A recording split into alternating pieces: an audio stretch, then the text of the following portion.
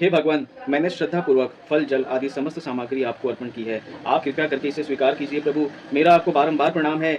और प्रेम से बोलिए सत्यनारायण भगवान की जय, आनंद कंद भगवान की जय, वृंदावन बिहारी लाल की जय। महामुनि ऋषि व्यास जी ने कहा प्रथम अध्याय में, बहुत पहले समय नवमी सारणी तीर्थ में सौनकादिक 88,000 ऋषियों ने पुराण वेता श्री सूत जी से पूछा, हे सूत जी, इस कलयुग में वेद विद्या रहित मानवों को ईश्वर की भक्ति किस प्रकार मिलेगी और उनका उद्धार कैसे होगा? हे मुनिश्रेष्ठ, ऐसा कोई व्रत और तप बतलाए जिसके करने से थोड़े ही समय में पुण्य की प्राप्ति हो जाए और मनवांछित फल मिले। ऐसी कथा सुनने की मेरी इच्छा हो रही है। इस प्रश्न पर शास्त्रों के ज्ञाता श्री सूत जी ने कहा, हे वैष्णव में पूज्य,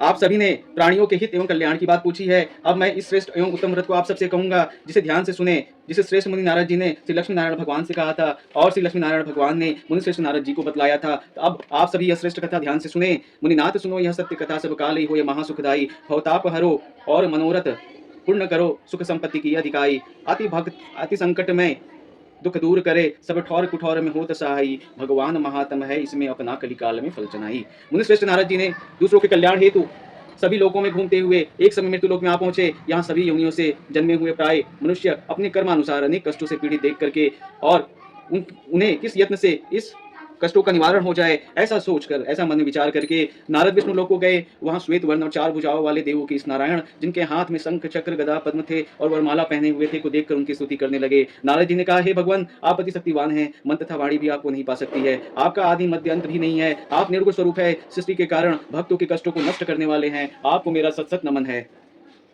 नारद जी से इस प्रकार की प्रार्थना को सुनकर भगवान विष्णु बोले, हे योगीराज, आपके मन में क्या है? आपका किस कार्य हेतु यहाँ आना हुआ है? निसंकोच कहे। तब मुनिश्रेष्ठ नारद जी ने कहा, मृत्यु लोक में सब मनुष्य जो अनेक योनियों में पैदा हुए हैं, अपने अपने कर्मों के द्वारा अनेक प्रकार की कष्टों के कारण दुखी है।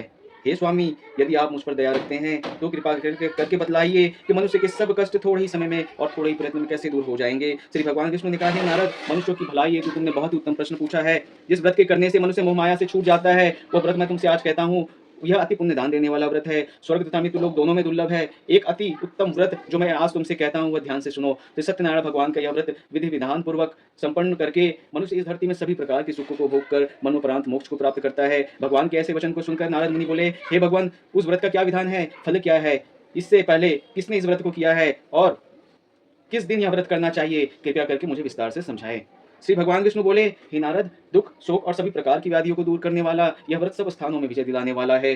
श्रद्धा और भक्ति के भाव से किसी भी दिन मनुष्य संध्या के समय से सत्यनारायण भगवान का पूजन करे, ब्राह्मण और बंधु बांधव सहित पूजन करे, भक्ति भाव से केले और नैवेद्य, घी, शक्कर, गुड़ और अथवा दूध, दही, गेहूं, आटा का चूर्ण लेवे और गेहूं के अभाव में साठी का चूर्ण भी ले सकता है।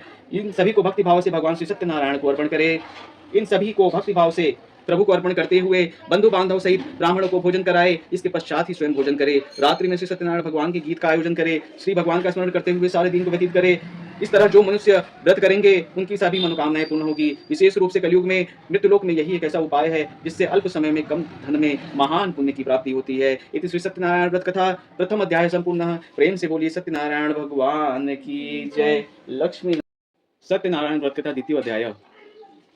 महान संत से सूत जी ने कहा, हे ऋषियों, जिन्होंने प्राचीन काल में इस व्रत को किया है, उनका भी इतिहास मैं आप सबसे कहता हूँ, ध्यान से सुने। अति सुंदर काशीपुरी नामक नगरी में एक अति निर्धन ब्राह्मण वास करता था। वह ब्राह्मण प्रतिदिन बेचैन रहता था और भूख प्यास से बेचैन होकर हर समय दुखी रहता था। ब्राह्मणों से प्रेम करने वाले भगवान विष्णु ने कहा कि उसे दुखी देखकर एक दिन बूढ़े ब्राह्मण का वेश बनाया और उसके सामने गए और कहा कि हे ब्राह्मण, तुम हर समय क्यों दुखी रहते हो और पृथ्वी पर घूमते रहते हो? हे श्रेष्ठ ब्राह्मण, अपनी व्यथा मुझसे कहो, मैं सुनना चाहता हूँ। कष्टों से घिरे हुए इस ब्राह्मण ने कहा, मैं निर्धन हूँ, भिक्षा के लिए पृथ्वी पर मारा मारा फिरता हूँ। हे भगवान, यदि आप इससे मुक्ति पाने का कोई उपाय जानते हैं तो कृपा करके मुझे बतलाएं। वृद्ध ब्राह्मण का रूप धरे भगवान विष्णु बोले, हे ब्राह्मण, श्री भगवान सत्यनारायण का जो पूजा है वह मनवांछित फल देने वाला है, इसलिए तुम उसका विधिवत पूर्वक पूजन करो और जिसके करने से मनुष्य सब दुखों से मुक्त हो जाता है। दरिद्र ब्राह्मण को संपूर्ण व्रत का विधान बतलाकर बूढ़े ब्राह्मण रूप धरे श्री सत्यनारायण भगवान का ध्यान हो गए। वृद्ध ब्राह्मण ने जिस व्रत को बतलाया है मैं उसे अवश्य ही करूंगा और विधि विधान के साथ करूंगा, ऐसा निश्चय करके वह दरिद्र ब्राह्मण घर चला गया। परंतु उस रात उसे नींद नहीं आई। अगले दिन वह जल्दी उठा और श्री सत्यनारायण भगवान का व्रत करने की निश्चय कर भिक्षा मांगने के लिए चल दिया। उस दिन उसको भिक्षा में बहुत अधिक धन मिला, जिससे उसने पूजा का सारा सामान खरीदा और घर आकर अपने बंधु बांधवों के साथ विधि पूर्वक भगवान श्री सत्यनारायण का व्रत किया। इसके करने से वह गरीब ब्राह्मण सभी कष्टों से छूटकर अति धनवान हो गया। उस समय से हर माह वह ब्राह्मण भगवान का पूजन एवं व्रत करने लगा। सत्यनारायण भगवान के व्रत को जो भी शास्त्र विधि के अनुसार श्रद्धापूर्वक करेगा, वह सभी कष्टों से छूटकर मोक्ष को प्राप्त करेगा। जो भी मनुष्य श्री सत्यनारायण भगवान का व्रत करेगा, वह सभी कष्टों से छूट जाएगा। इस तरह नारद जी से श्री सत्यनारायण भगवान का कहा हुआ व्रत मैं आज तुमसे कहता हूँ। हे श्रेष्ठ ब्राह्मणों, अब और क्या सुनना चाहते हो, मुझसे कहो। तब ऋषियों ने कहा, हे मुनीश्वर, संसार में इस विप्र से सुनकर किसने इस व्रत को किया है, उनके भी बारे में हम जानना चाहते हैं। मुनियों से ऐसा सुनकर श्री सूत जी ने कहा, हे मुनिगण, जिस जिस प्राणी ने इस व्रत को किया, उनकी कथा सुनो। एक समय वह धनी ब्राह्मण बंधु बांधवों के साथ शास्त्र विधि के अनुसार अपने घर पर श्री सत्यनारायण भगवान का व्रत कर रहा था। उसी समय एक लकड़ी बेचने वाला बूढ़ा व्यक्ति वहां आया। उसने सिर पर रखा हुआ लकड़ियों का गट्ठर बाहर रख दिया और ब्राह्मण के मकान में चला गया। प्यास से बेचैन लकड़हारे ने विप्र को व्रत करते हुए देखा, वह प्यास भूल गया। उसने विप्र का अभिनंदन किया और पूछा, हे ब्राह्मण, आप यह किसका पूजन कर रहे हैं और इस व्रत को करने से क्या फल मिलता है, कृपया करके मुझे बतलाए। तब उस ब्राह्मण ने कहा, सब इच्छाओं को पूर्ण करने वाला यह श्री सत्यनारायण भगवान का व्रत है। इन्हीं की कृपा से हमारे यहाँ धन एवं ऐश्वर्य का आगमन हुआ है। ब्राह्मण से इस व्रत के सारे विधान को जानकर लकड़हारा अत्यंत प्रसन्न हुआ। भगवान का चरणामृत लिया और भोजन करने के पश्चात अपने घर को गया। और फिर अगले दिन लकड़हारे ने मन में संकल्प किया कि आज गांव में लकड़ी बेचने से जितना धन मिलेगा, उससे मैं भगवान सत्यनारायण का श्रेष्ठ व्रत करूंगा। मन में ऐसा विचार करके वह लकड़हारा लकड़ियों का गट्ठर सिर पर रखकर जिस नगर में धनवान लोग रहते थे, ऐसे नगर में गया और उस दिन उसे उस लकड़ियों के दाम पहले से चौगुने मिले। तब वह बूढ़ा लकड़हारा बहुत प्रसन्न हुआ। उसने केले, शहद, शक्कर, घी, दही, दूध और गेहूं का चूर्ण इत्यादि श्री सत्यनारायण भगवान को अर्पण करके ये सारी व्रत की सामग्री को लेकर के आया और उन्होंने भगवान को अर्पण किया। फिर उसने अपने बंधु बांधवों के साथ भगवान का पूजन किया विधि विधान से और व्रत भी किया। उस व्रत के प्रभाव से वह बूढ़ा लकड़हारा धन धान्य से युक्त होकर संसार में समस्त सुखों को भोग कर अंत में वैकुंठ को गया। इति श्री सत्यनारायण व्रत कथा द्वितीय अध्याय संपूर्ण। प्रेम से बोली सत्यनारायण भगवान की जय, आनंद कंद भगवान की जय।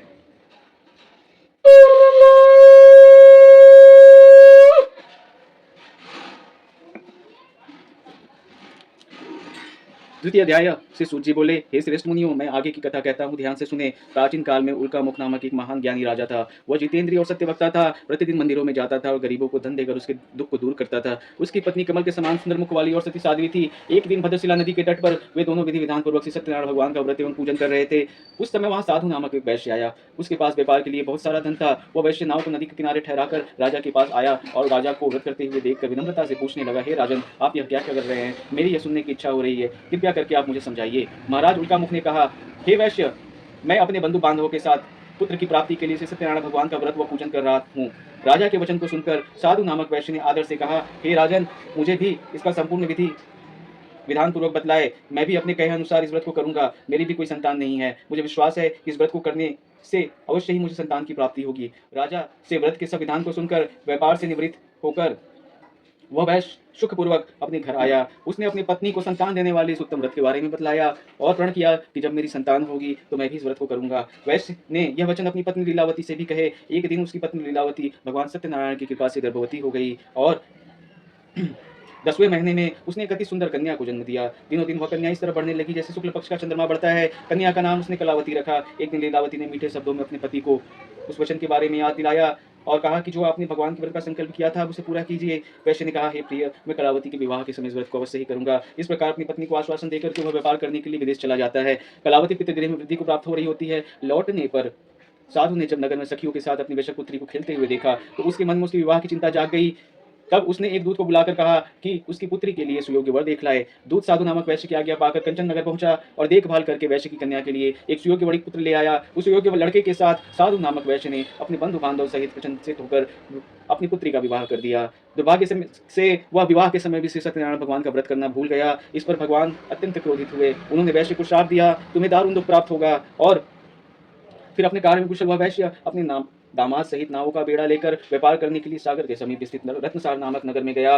रत्नसार पर राजा चंद्रकेतु राज करते थे। दोनों ससुर जमाई राजा चंद्रकेतु के उस नगर में व्यापार करने लगे। एक दिन भगवान सत्यनारायण की माया से प्रेरित होकर एक चोर राजा का धन चुराकर भागने लगा और राजा के दूतों को तेजी से अपने पीछे आते हुए देखकर चोर घबराकर राजा के धन को उस वैश्य की नाव में चुपचाप रख दिया जहां वो ससुर और जमाई ठहरे थे और भाग गया। तब राजा के दूतों ने उस वैश्य को ही राजा के धन पास में होने के कारण चोर समझा और उन्हें पकड़कर बांधकर राजा के समीप ले गए। आपका धन चुराने वाले ये दो चोर हम पकड़ लाए हैं, देखकर आज्ञा दे। तब राजा ने बिना उस वैश्य की बात को सुने हुए उन्हें कारागार में डालने की आज्ञा दे दी। इस प्रकार राजा की आज्ञा से उनको कारावास की प्राप्ति हुई और उनका सारा धन भी छीन लिया गया। सत्यनारायण भगवान के श्राप के कारण उस वैश्य की पत्नी लीलावती और पुत्री कलावती भी घर पर बहुत दुखी हुए। उनका सारा धन चोर चुरा कर ले गया। मानसिक और शारीरिक पीड़ा तथा भूख प्यास से अति दुखी हो भोजन की आस में कलावती एक ब्राह्मण के घर गई और उसने ब्राह्मण को श्री सत्यनारायण भगवान का विधि पूर्वक पूजन करते हुए देखा। उसने कथा सुनी और श्रद्धापूर्वक प्रसाद ग्रहण किया और रात को घर आई। माता ने कहा, हे पुत्री, तू अब तक कहाँ रही थी? मैं तेरे लिए बहुत चिंतित थी। माता के शब्द को सुनकर कलावती बोली, हे माता, मैं एक ब्राह्मण के घर श्री सत्यनारायण भगवान का पूजन एवं व्रत होते हुए देख रही थी और इस व्रत को करने की मेरी भी इच्छा हो रही है। माता ने कन्या के वचन को सुनकर सत्यनारायण भगवान के पूजन की तैयारी की और वर मांगा। पूजन और व्रत करने के बाद वर मांगा कि मेरे पति और दामाद शीघ्र ही लौट आए। साथ ही विनती की, हे प्रभु, अगर हमसे कोई भूल चूक हुई हो तो हमें क्षमा करे प्रभु, हमारा अपराध क्षमा करे। श्री सत्यनारायण भगवान इस व्रत से बहुत प्रसन्न हुए। उन्होंने राजा चंद्रकेतु को स्वप्न में दर्शन देकर कहा, हे राजन, जिन 2 वैश्यों को तुमने बंदी बना रखा है वे निर्दोष है, उन्हें प्रातः ही छोड़ दो। उनका जितना धन तुमने अधिग्रहित किया है उसे लौटा दो, अन्यथा मैं तुम्हारा राज्य, धन, पुत्र आदि सब नष्ट कर दूंगा। राजा से ऐसे वचन कहकर भगवान अंतर ध्यान हो गए और फिर प्रातःकाल राजा चंद्रकेतु ने दरबार में सबको अपना स्वप्न सुनाया और सैनिकों को आज्ञा दी कि दोनों वैश्य को कैद से मुक्त कर दरबार में लाए। दोनों ने आते ही राजा को प्रणाम किया और राजा को ने कोमल वचनों में कहा, हे महानुभावों, तुम्हें अज्ञानता बस ऐसे कठिन दुख की प्राप्ति हुई है और अब तुम्हें कोई भय नहीं है, तुम मुक्त हो। ऐसा कहकर राजा ने उन्हें नया वस्त्राभूषण पहनवाए और उनका जितना धन लिया था उससे 2 गुना धन देकर उनको आदर सहित विदा किया। दोनों वैश्य अपने घर को चल दिए। इति श्री सत्यनारायण व्रत कथा तृतीय अध्याय संपूर्ण। प्रेम से बोली सत्यनारायण भगवान की जय, आनंद कंद भगवान की जय, लक्ष्मी नारायण भगवान की जय।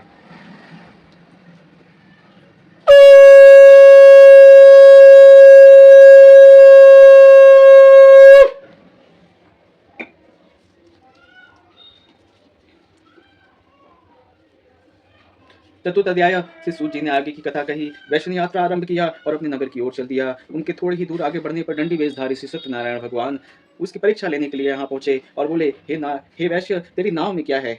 अभिमानी वणिक हंसता हुआ बोला, हे दंडी, आप ऐसा क्यों पूछते हो? क्या धन लेने की कामना है? मेरी नाव में तो बेलपत्ते भरे हुए हैं। और वैश्य के ऐसे वचन को सुनकर दंडी वेशधारी श्री सत्यनारायण भगवान बोले, तुम्हारा वचन सत्य हो। ऐसा कहकर वो थोड़ी दूर चले जाते हैं और जाकर समुद्र तट के किनारे बैठ जाते हैं। दंडी महाराज के जाने के पश्चात वैश्य नित्य क्रिया से निवृत्त होकर जब अपनी नाव को ऊंची उठी हुई देखता है तो अचंभा खा जाता है और नाव में बेल पत्ते देखकर मूर्छित होकर जमीन पर गिर पड़ता है। मूर्छा खुलने पर अति शोक करने लगता है। तब उसके दामाद कहते हैं कि आप शोक न करें, ये दंडी महाराज का श्राप है, हमें उनकी शरण में ही चलना चाहिए, वही हमारे दुखों का अंत करेंगे। दामाद के वचन को सुनकर वैश्य दंडी महाराज के पास पहुंचा और अत्यंत भक्तिभाव से पश्चाताप करने लगा कि मैंने जो भी आपको असत्य वचन कहे हैं उसके लिए मुझे क्षमा करे। ऐसा कहकर वो शोकातुर होकर रोने लगा। तब दंडी भगवान बोले, हे बड़ी पुत्र, मेरी ही आज्ञा से तुझे बार बार कष्टों की प्राप्ति हुई है, तू मेरी पूजा से विमुख हुआ है। तब उस वैश्य ने कहा, हे भगवान, आपकी माया को ब्रह्मा आदि देवता भी नहीं जान सकते हैं, तो मैं मूर्ख भला कैसे जान पाऊंगा? आप प्रसन्न होइए, मैं अपनी क्षमता अनुसार आपकी पूजा करूंगा, मेरी रक्षा कीजिए प्रभु, मेरे नौका को पहले के समान धन से परिपूर्ण कर दीजिए। इसके भक्ति भाव से परिपूर्ण वचन को सुनकर श्री सत्यनारायण भगवान अत्यंत प्रसन्न हुए। उन्होंने कहा कि उनकी इच्छा अनुसार उनको वर दिया और अंतर ध्यान हो गए। तब ससुर और दामाद दोनों ने नाव पर आकर देखा, नाव धन से परिपूर्ण हो गया है। वह फिर विधि विधान पूर्वक भगवान सत्यनारायण का पूजन कर अपने साथियों सहित नगर को चल दिए। जब वो अपने नगर के निकट पहुंचे तब उसने एक दूत को अपने घर भेजा और दूत ने साधु नामक वैश्य की आज्ञा पाकर वैश्य के घर गया और उनकी पत्नी को नमस्कार करके कहा, आपके पति और जमाता सहित इस नगर के समीप आ गए हैं। लीलावती और उनकी कन्या कलावती उस समय भगवान का पूजन कर रही थी। दूत का वचन सुनकर साधु की पत्नी ने बड़े हर्ष के साथ सत्यनारायण भगवान का पूजन किया और अपनी पुत्री से कहा, मैं अपने पति के दर्शन को जा रही हूँ, तू पूजन पूर्ण करके शीघ्र ही आना। परंतु कलावती पूजन एवं प्रसाद छोड़कर अपने पति के दर्शन को चली गई। पूजन और प्रसाद की अवज्ञा के कारण भगवान सत्यनारायण अत्यंत रुष्ट हो गए। उसके पति को नाव सही पानी में डुबो दिया। कलावती अपने पति को न पाकर रोती हुई जमीन पर गिर पड़ी और नौका को डूबा हुआ और कन्या को रोती हुई देखकर साधु नामक वैश्य द्रवित होकर बोला, हे प्रभु, मुझसे और मेरे परिवार से अज्ञानतावश जो भी अपराध हुआ है उसे क्षमा करे महाप्रभु। और उसके ऐसे वचन को सुनकर सत्यदेव प्रसन्न हुए और आकाशवाणी हुई, हे वैश्य, तेरी पुत्री मेरा प्रसाद छोड़कर आई है, इसलिए इसका पति अदृश्य हो गया है। यदि वह घर जाकर मेरा प्रसाद ग्रहण कर ले तो इसका पति अवश्य ही मिलेगा। आकाशवाणी हुई सुनकर कलावती ने घर जाकर प्रसाद ग्रहण किया और फिर आकर अपने पति को पूर्ण रूप में पाकर वह अति प्रसन्न हुई तथा उसने अपने पति के दर्शन किए। तत्पश्चात साधु वैश्य ने वहीं बंधु बांधव सहित श्री सत्यदेव का पूजन किया और वह इस लोक में सभी प्रकार के सुखों को भोग कर अंत में मोक्ष को प्राप्त करते हैं। इति श्री सत्यनारायण व्रत कथा चतुर्थ अध्याय संपूर्ण। प्रेम से बोली आनंद कंद भगवान की जय, सत्यनारायण भगवान की जय।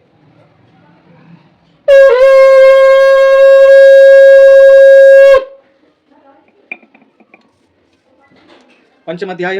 श्री सूत जी बोले, हे ऋषिगण, मैं और एक कथा कहता हूँ, आप ध्यान से सुने। सदा प्रजा की चिंता में चिंतित रहने वाले तुंगध्वज नामक एक राजा थे। उसने भगवान सत्यनारायण का प्रसाद त्याग कर बहुत ही कष्ट पाया था। एक समय राजा वन बांधने में पशु को मारकर वड़ वृक्ष के नीचे आ गए और वहां पर ग्वाल बालों को भक्ति भाव सहित बंधु बांधवों के साथ सत्यनारायण भगवान का पूजन करते हुए देखा। परंतु राजा अभिमान के कारण न तो वहां जाते हैं और ना ही सत्य देव को नमस्कार करते हैं। जब ग्वाल बाल भगवान का प्रसाद लेकर उनके सामने आते हैं तो वो प्रसाद को छोड़कर अपने नगर को चले जाते हैं। नगर में पहुंचकर उसने देखा कि उसका सारा राज्य पाठ नष्ट हो गया है और वह समझ गया कि यह सत्यदेव भगवान ने रुष्ट होकर किया है। तब वो वन में वापस आते हैं और ग्वाल बालों के समीप विधिवत पूर्वक जाकर प्रसाद का ग्रहण करते हैं और सत्यनारायण भगवान की कृपा से सब कुछ पहले जैसा हो जाता है और लंबे समय तक सुख को भोग कर मरणोपरांत वह मोक्ष को प्राप्त करते हैं। जो मानव इस श्रेष्ठ एवं दुर्लभ व्रत को करेगा, श्री सत्यनारायण भगवान की कृपा से उसे धन धान्य की कोई कमी नहीं होगी और निर्धन धनी और बंधनों से मुक्त होकर निर्भय हो जाता है। संतानहीन को संतान की प्राप्ति होती है। तब सब इच्छाओं को पूर्ण करके वह अंत में वैकुंठ धाम को जाता है।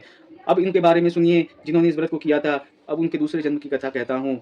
सतानंद नामक वृद्ध ब्राह्मण सुदामा का रूप धरे और जन्म लेकर के श्री कृष्ण की भक्ति भाव से सेवा की और वैकुंठ को धाम को गए। उल्कामुख नामक राजा महाराज दशरथ बने और श्री रंगनाथ की पूजा करके मोक्ष को प्राप्त हुए। साधु नामक वैष्णव धर्मात्मा एवं सत्य प्रतीत राजा मोरध्वज बनकर अपने पुत्र को आरु से चीरकर वैकुंठ धाम को प्राप्त किया। महाराज तुंगध्वज स्वयंभू बने। उन्होंने बहुत से लोगों को भगवान की भक्ति में लीन कराकर वैकुंठ धाम को प्राप्त किया। लकड़हारा अगले जन्म में गुह नामक निषाद बना, जिन्होंने राम की सेवा चरणों की सेवा की और अपने जन्म सवाल लिए। इस प्रकार से सत्यनारायण भगवान की व्रत कथा पंचम अध्याय संपूर्ण होती है। प्रेम से बोले सत्यनारायण भगवान की जय, आनंद कंद भगवान की जय, लक्ष्मी नारायण भगवान की जय, शालिग्राम देवता की जय, एकादशी माता की जय।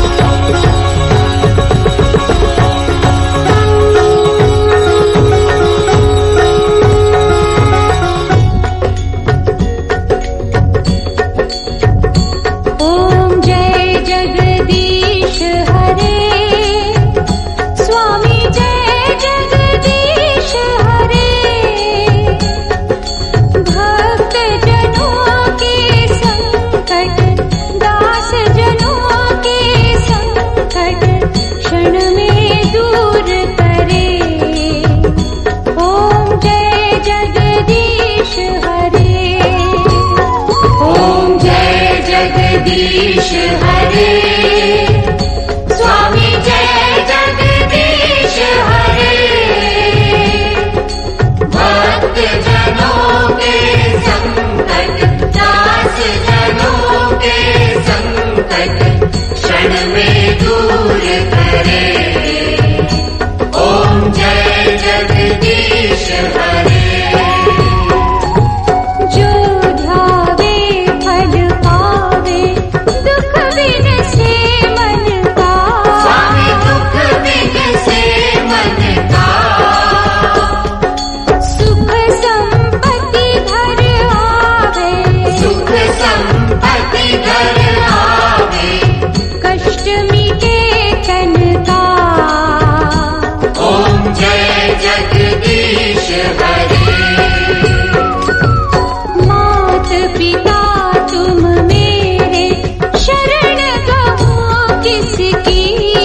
शरण कहूँ किसकी,